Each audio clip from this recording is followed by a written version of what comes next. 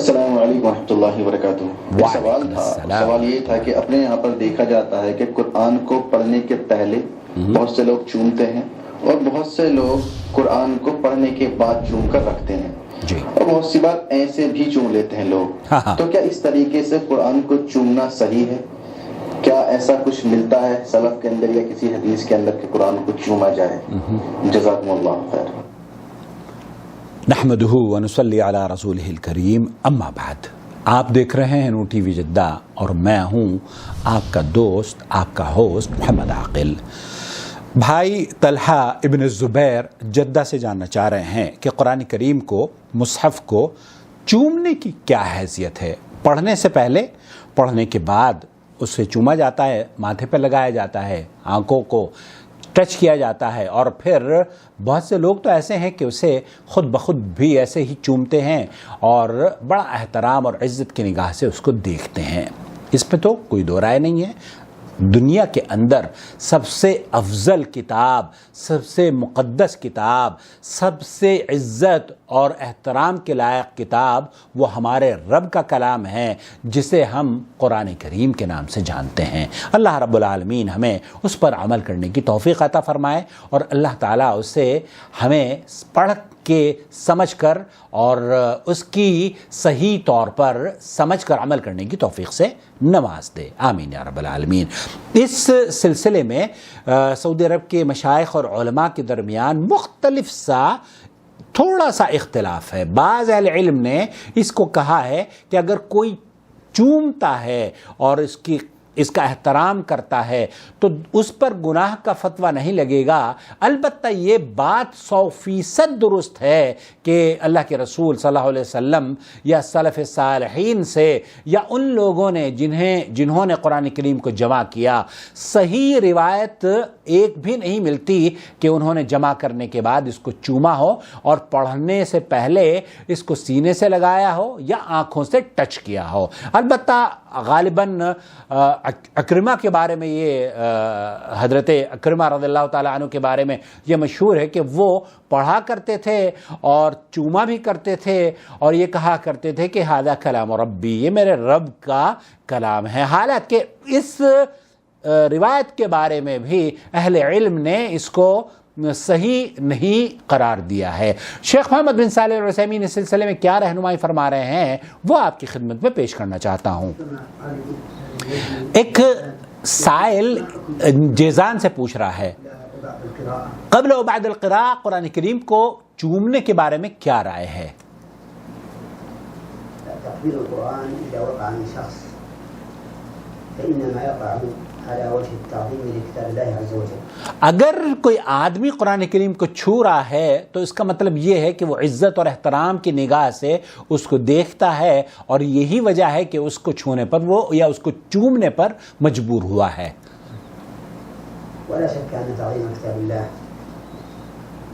من أفضل القربات۔ ولا شک، شیخ فرما رہے ہیں کہ اس میں کوئی شک اور شبہ نہیں ہے کہ قرآن کریم کی تعظیم اللہ کا تقرب حاصل کرنے کا بہت بڑا سبب اور ذریعہ ہے، لأن كتاب الله عز وجل هو كلامه، کیونکہ اللہ تعالیٰ کی یہ کتاب اس کا کلام ہے، فقد تكلم الله سبحانه وتعالى بهذا القرآن، کیونکہ اللہ رب العالمین نے اس قرآن کریم کے ذریعے ہم سے مخاطب ہوا ہے، بكلام سمعه منه جبريل، وہ کلام جس کو جبریل علیہ السلام نے اللہ رب العالمین سے سنا، فنزل به إلى رسول الله صلى الله عليه وسلم، اور پھر اس کے بعد اللہ کے رسول صلی اللہ علیہ وسلم کے اوپر نازل فرمایا امانت اور دیانتداری سے۔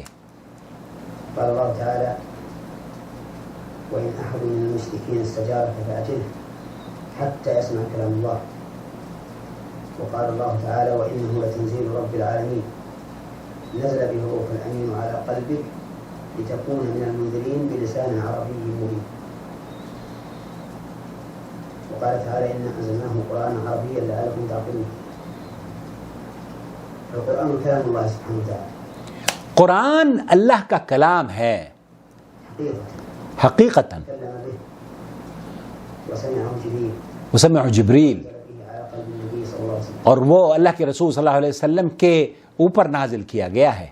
فتعظيم هذا القرآن العظيم من تعظيم الله عز وجل. تو ایک شخص اگر قرآن کریم کی تعظیم کر رہا ہے، اس کی عزت کر رہا ہے، اس سے محبت کا اظہار کر رہا ہے، تو دراصل یہ اس کا عمل اللہ کی عزت، اللہ سے محبت اور اللہ کی عظمت کا اقرار ہے. ولكن تعظيم الله وتعظيم رسوله وتعظيم كتابه إنما هو بحسن اتباع الرسول صلى الله عليه وسلم. یہاں جو بات آپ سے شیئر کرنا چاہ رہا ہوں وہ یہ کہ شیخ فرما رہے ہیں کہ اللہ سے محبت، اس کے رسول سے محبت، قرآن کریم سے محبت اور اس کی تعظیم اور تکریم کرنے کا معنی یہ ہے کہ آپ ان کے احکامات پر عمل کریں، اور جو محبت کا اظہار کرتا ہے وہ جو اللہ رب العالمین نے فرمایا ہے اس پر عمل کرتا ہے. لا بأن يتبع الإنسان هواه. اپنی نفسیات پر عمل نہ کرے، اپنی خواہشات کا دیوانہ نہ بنے، بلکہ قرآن کی محبت اس کو چومنے سے زیادہ افضل یہ ہے کہ آپ اس کو سمجھیں، پڑھیں اور اس پر عمل کریں. هذه القاعدة ينبغي للإنسان أن يعتبرها. تو اس قاعدے کو اپنانا چاہیے ایک اسلام کو، ایک مسلمان کو، تاکہ وہ اللہ کا تقرب حاصل کر سکے.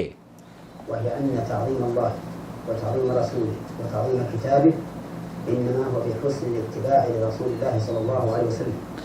اللہ کی کلام کی تعظیم کا مطلب یہ ہے کہ آپ اس کی اتباع کریں، اس کی فرما بردار بن جائیں اور اللہ کے رسول صلی اللہ علیہ وسلم کی اطاعت اور فرما برداری اختیار کر لیں. وكلما كان الإنسان أتبع لرسول الله كان أدل على ما في قلبه من تعظيم الله. آپ اللہ کے رسول صلی اللہ علیہ وسلم کی جب اتباع کریں گے تب اس بات کا اقرار آپ کر رہے ہوں گے کہ آپ اللہ تعالیٰ کی عزت اور احترام میں اور اس کی تعظیم اور کبریائی اور بڑائی کا اقرار کر رہے ہیں، کیونکہ ان نبی کریم صلی اللہ علیہ وسلم کی محبت اور ان کی اتباع کا حکم اللہ نے دیا ہے نا. تو جب ہم اللہ کے حکم پر عمل کریں گے تو اللہ کے رسول صلی اللہ علیہ وسلم کی اتباع کا بھی موقع ہمیں مل جائے گا. ومن محبت اللہ.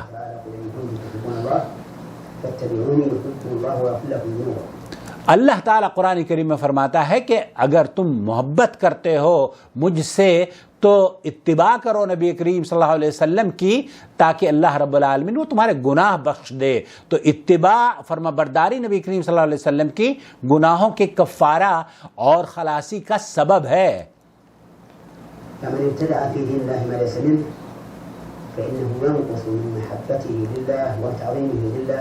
لیکن ایک شخص ایسا عمل کرتا ہے جو نبی کریم صلی اللہ علیہ وسلم سے ثابت نہ ہو تو پھر وہ اطاعت اور فرما برداری کا کما حق ادا نہیں کر پاتا،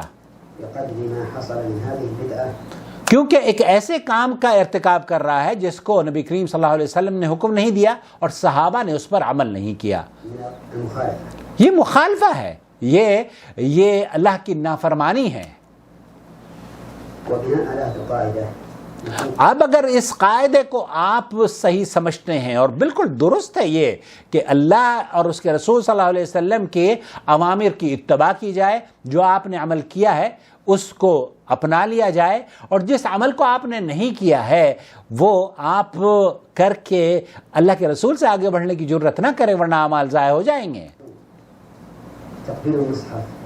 لیکن یہ جو کام ہے تقبیل المصحف، مصحف کا چھونا یا چومنا اور اس کو آنکھوں سے چھونا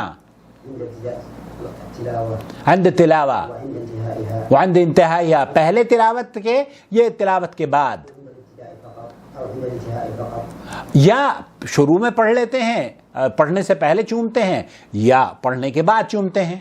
اور غیر المناسبات، جب کسی محفل میں بھی یا شادی بیاہ میں بھی اس کا احترام اور عزت سے اس کو دیکھا جاتا ہے، سر پر دلہنوں کے اس کو سجا کے لایا جاتا ہے، حالانکہ یہ بے بنیاد عمل ہے.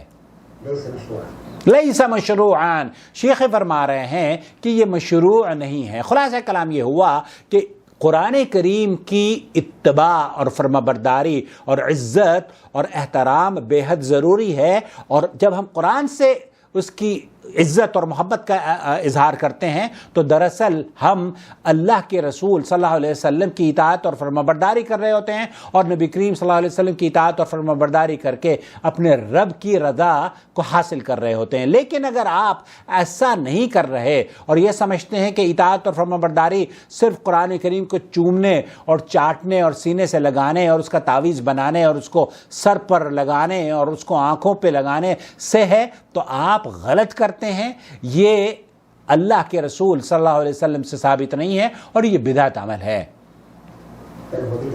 فَلْهُوَ بِدْعَةٌ، شیخ فرما رہے ہیں کہ یہ بدعت عمل ہے۔ اللہ رب العالمین سے دعا ہے کہ اللہ تعالی ہمیں بدعتوں سے محفوظ فرما لے۔ قرآن و سنت کی عزت احترام اس پر عمل کرنے میں ہے۔ اگر ہم عزت اور احترام کرتے ہیں تو قرآن اور احادیث پر عمل کریں، اور اگر عزت اور احترام نہیں کرتے اور صرف اس کو چومنے اور چاٹنے پر بلیو کرتے ہیں، تعویذ پہن کر اپنی حفاظت کرنے پر بلیو کرتے ہیں، تو یہ عزت اور احترام کا جو فارمولہ ہے یہ آپ کا فارمولہ ہو سکتا ہے، قرآن کریم کا فارمولہ نہیں ہے، نبی کریم صلی اللہ علیہ وسلم کا فارمولہ نہیں ہے، سلف صالحین کا فارمولہ نہیں ہے۔ تو شیخ محمد بن صالح العثیمین رحمۃ اللہ علیہ فرماتے ہیں کہ ہر وہ عمل جو نبی کریم صلی اللہ علیہ وسلم سے ثابت نہیں ہو اور ہم اسے اللہ کا تقرب حاصل کرنے کے لیے کرتے ہوں، یہ بدعت ہے۔ واللہ تعالی اعلم، وصلی اللہ علی نبینا محمد وعلی آلہ وصحبہ اجمعین، والسلام علیکم ورحمۃ اللہ۔ اللہ ولی الذین آمنوا یخرجهم من الظلمات إلى النور والذین كفروا أولیاؤهم الطاغوت یخرجونهم من النور إلى الظلمات أولئك أصحاب النار هم فيها خالدون۔